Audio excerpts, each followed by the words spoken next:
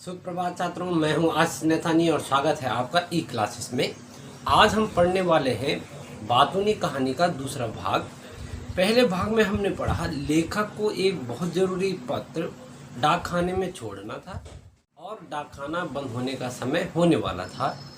लेखक ने देखा सामने से एक व्यक्ति साइकिल में बैठा उनकी ओर आ रहा था। तो लेखक ने सोचा कि ये व्यक्ति साइकिल में है तो वह जल्दी से पोस्ट ऑफिस पहुंच सकता है, इसलिए वो उनके पास गए और उनसे कहा कि कृपया आप मेरे इस पत्र को लिफाफे में रखकर और इसमें पता लिखकर इसे पोस्ट ऑफिस में छोड़ दीजिए।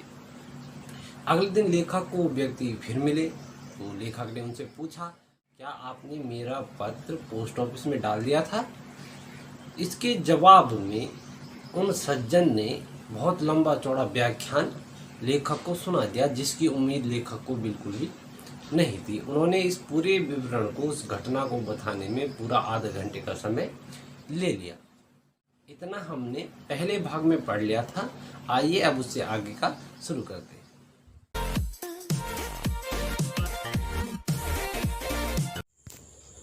बातूनी भाग 2 और लेखक हैं हरिशंकर परसाई। लेखक कहते हैं, मैंने कसम खाई कभी इनसे कोई काम नहीं कराऊंगा। कहा उस दिन से मैंने कसम खा ली कि इनसे मैं अपना कोई काम नहीं कराऊंगा, मगर जितना पाप कर चुका था उसका फल तो भुगतना ही था। अब लेखक ने क्या पाप किया था कि उनसे अपना एक काम करवा लिया था। मेरा काम करके उन्होंने मेरे ऊपर हमेशा के लिए अधिकार जमा लिया था। अब रास्ते में उनका घर पड़ता था। लेखक कहते हैं, मैं निकलता उन्हें दिख जाता तो वे बहुत खुश होते और मुझसे पूछते कहाँ जा रहे हैं। अब लेखक आगे कह रहे हैं कि मैं नहीं समझ पाता हूँ कि आमतौर पर लोग क्यों पूछते हैं कि आप कहाँ जा रहे हैं। कहा लेखक क्या कह रहे हैं कि मुझे ये बात समझ में नहीं आती कि लोग क्यों ऐसा कहते हैं कि आप कहाँ जा रहे हैं। क्या वे पुलिस के आदमी हैं या खुफिया विभाग के हैं या चाचा होते हैं जो जानना चाहते हैं कि तुम कहाँ जा रहे हो। आगे लेखक कहते हैं, यह असल में आदमी को रोककर बात करने की भूमिका है। का लोग ये प्रश्न क्यों करते हैं कि आप कहाँ जाते हैं, क्योंकि वो आपसे बात करना चाहते हैं। तो बात कहीं ना कहीं से तो शुरू होगी।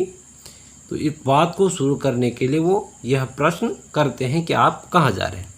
जिसे जल्दी जाना है वह भी होशियारी करता है, जो बात नहीं करना चाहता है वो भी अक्लमंदी दिखाता है और कहता है कहीं नहीं ऐसे ही, और आगे बढ़ जाता है। अब सोचिए क्या सवाल है, कहाँ जा रहे हैं, और क्या उसका जवाब है, कहीं नहीं ऐसे ही। मगर लोग पूछते ही हैं और लोग जवाब भी देते हैं। आगे कहते हैं कि मैं जब रुक जाता तो और कहता यूं ही जरा सिविल सर्जन से मिलने जा रहा हूँ, बस वे मुझे पकड़ लेते। कहा जब मैं उनसे कहता कि जरा मैं सिविल सर्जन से मिलने जा रहा हूँ तो वो मुझे पकड़ लेते, उनको बात करने का मौका मिल जाता। अच्छा डॉक्टर गुप्ता से, वे हमारे चाचा के बड़े अच्छे दोस्त हैं। कहा वो क्या कहते हैं, अच्छा डॉक्टर गुप्ता से मिलने जा रहे हैं। कहा वो तो हमारे चाचा के क्या हैं, बहुत अच्छे दोस्त हैं।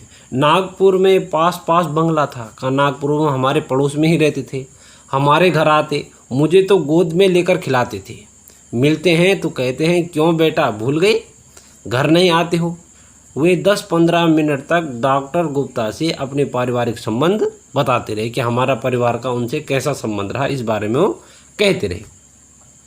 आगे लेखक कहते हैं, कभी कभी मैं कहता प्रोफेसर तिवारी से मिलने जा रहा हूँ। वे कहते अच्छा तिवारी जी से मिलने, हमारे फादर इन लॉ के वे बहुत पुराने दोस्त हैं, दोनों साथ में पढ़ते थे, अभी भी वे हमारे प्रति प्रेम भाव रखते हैं। कभी मिल जाते हैं तो कहते हैं कभी घर आओ। लेखक क्या कहना चाहते हैं, यानी वो प्रत्येक व्यक्ति उनका कोई ना कोई रिश्तेदार निकल जाता था। आगे लेखक कहते हैं, मैं किसी का भी नाम लेता वह उसके चाचा, मामा, ससुर या पिता का दोस्त निकला था। कहा मैं किसी का भी नाम लेता कि मैं उनसे मिलने जा रहा हूँ तो वो उन सज्जन के किसी न किसी रिश्तेदार का दोस्त निकला था और वे 10-15 मिनट तक उसके संबंधों के बारे में बताते रहते। लेखक कहते हैं, एक दिन कहूँगा डाकू जालम सिंह से मिलने जा रहा हूँ, तब वे शायद झटके में कहेंगे अच्छा डाकू जालम सिंह, वो तो हमारे फादर के अच्छे दोस्त थे। कहा वो जालम सिंह डाकू भी उनका क्या निकल जाएगा, रिश्तेदार निकल जाएगा। दोनों साथ ही डाका डाला करते थे। जालम सिंह ने तो मुझे गोद में खिलाया है।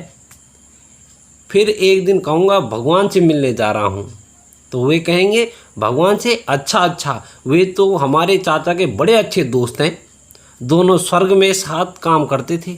मेरा नाम उन्हें बताइए, वे पहचान जाएंगे, मुझे तो भगवान ने गोद में खिलाया है। तो ये क्या है, लेखक यहाँ व्यंग्य कर रहे हैं, उन पर ताना मार रहे हैं। आगे कहते हैं, अब अपनी हालत यह है कि उस रास्ते को छोड़कर करीब आधा मील का चक्कर लगा कर जाता हूँ। कहा अब मेरी हालत ऐसी है, मैं उनसे इतना डरता हूँ कि अब मैंने उस रास्ते जाना ही छोड़ दिया जिस रास्ते उनका घर पड़ता था। कहा अब मैं आधा मील घूम कर जाता हूँ। 1 मील जो है वो 1.6 किलोमीटर के बराबर होता है, यानी वो अब लंबा रास्ता लेकर जाते हैं।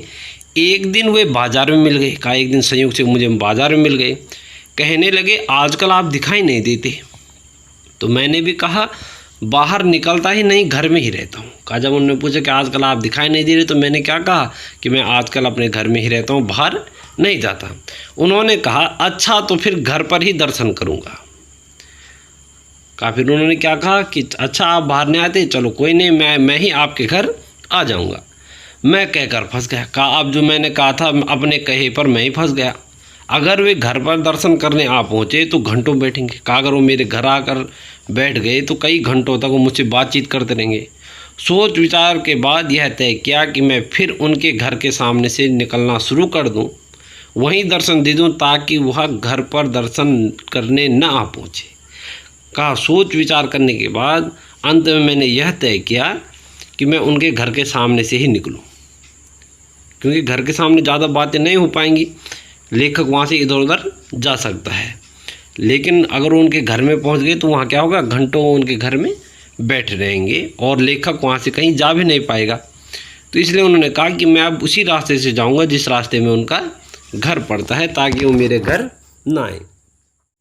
आगे कहते हैं उन सज्जन से मुझे डर लगता है।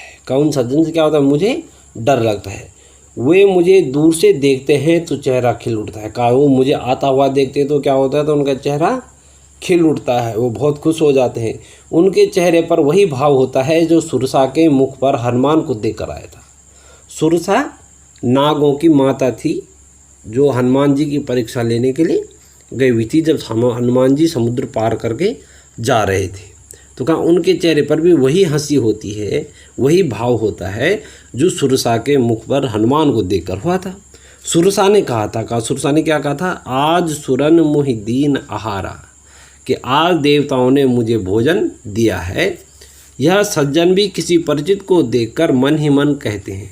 का ये सज्जन भी उस सुरसा की तरह ही हैं। का जैसे इनका कोई परिचित, इनका जान पहचान वाला कोई सामने से आता दिखता है तो इनके मन में भी यही भाव आता है, आज सुरन मुहि दीन आहारा, कि आज ये व्यक्ति मेरे पल्ले पड़ गया, अब मैं इससे बातें करूँगा। वे पास आकर हाथ पकड़ लेंगे, एक पाँव से आपका पाँव दबा लेंगे और मुंह मिलाकर घंटे भर बकते जाएंगे। लेखक कहना चाहते कि वो क्या करते हैं, ज़बरदस्ती लोगों को रोक लेते हैं और उनसे अनावश्यक बातें करते रहते हैं। लेखक कहते हैं हम तो राह देख रहे हैं। राह देखना मुहावरा होता है जिसका अर्थ है इंतज़ार करना। का हम प्रतीक्षा कर रहे हैं कि कोई कर्नल जिम कॉर्बेट पैदा होगा। कर्नल जिम कॉर्बेट जिनके नाम पर कॉर्बेट नेशनल पार्क है, का हम इंतजार कर रहे हैं कि कोई कर्नल जिम कॉर्बेट जैसा पैदा हो जो हम उनसे हमारी रक्षा करे। का जो इस बातूनी सज्जन से हमारी क्या करे, रक्षा करे। यहाँ भी ये क्या है, व्यंग्य है। लेखक कहना चाहते कि ऐसे व्यक्ति समाज में रहने लायक नहीं हैं, इन्हें समाज से अलग कर देना चाहिए। जैसे जिम कॉर्बेट नेशनल पार्क जंगल में जहाँ सारे जानवर रहते हैं, ऐसे इनके लिए भी कुछ अलग सा स्थान होना चाहिए जहाँ ये रहें। तो इस तरह का ये व्यंग्य पाठ था। उम्मीद है आपको अच्छे से पाठ समझ में आ गया होगा। धन्यवाद। फिर मिलेंगे आपसे नई वीडियो के साथ। तब तक अध्ययन करते रहिए और सुरक्षित रहिए।